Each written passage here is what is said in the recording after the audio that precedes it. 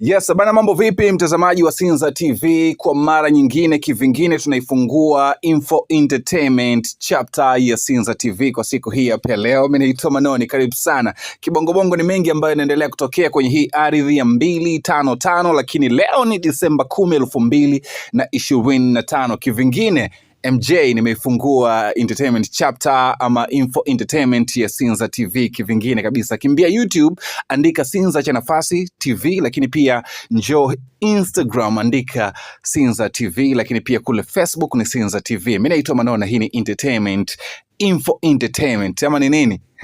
Sawa, karibu sana. Sasa mengi yanaendelea kutokea baada ya Niffer kuwa huru. Kwa sasa tumeona maoni mbalimbali yameendelea kutolewa, lakini Niffer mwenyewe hajataka kuwa mpole, yani kuwa mnyonge baada ya kuwa ametoka baada ya kuwa ameachiliwa huru for the first time. Sasa mengi yanaendelea kutokea, lakini kubwa ni hili ambalo limeletwa kwenye ama lililetwa kwenye Insta story ya moja kati ya mabinti ambao tuliambiwaga, lakini hatuna ushahidi ambao uliokamilika kwamba huyu ni binti wa Martha Moipaja, anaitwa Joan. Sasa Joan majuzi kati aliweka ujumbe huu hapa ambao right now tunaenda kushare pamoja kupitia Sinza TV kwenye Insta story yake pale mjini Instagram. Naomba ni usome, lakini pia baadaye tutapitia baadhi ya maoni mawili matatu ya wale watu ambao walipata kuweza kusoma huo ujumbe na wakaweza kuelewa kinaga ubaga. Mimi naitwa Manona, hii ni Info Entertainment ya Sinza TV. Bana, Joan aliandika hivi kwenye Insta story yake, ambapo baada ya masaa 24 ujumbe huo uliweza kutoweka. Naomba nikusomea ujumbe ambao aliweka Joan kupitia Sinza TV.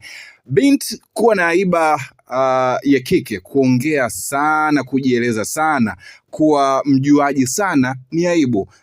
Binti unaongea wewe, kukutetea ni ngumu sana, ni bora ungefuu. Sasa hapo utajaza mwenyewe, lakini kwenye comment unaweza kutuandikia kile ambacho alikuwa kikimaanisha Joan Martha Moipaja ambaye aliweza kushare kupitia Insta story yake. Pengine una mawazo gani kuhusiana na hiki ambacho pia amekiweka Joan? Alikuwa sawa kuandika ujumbe wa namna hii?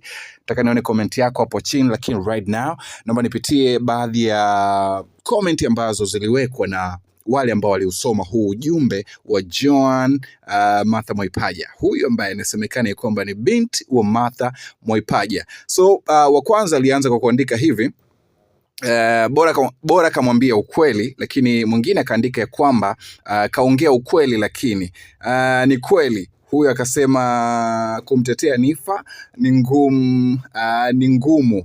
Umeona bana, kanyosha mikono juu, lakini akasema hivi, Niffer yuko wapi?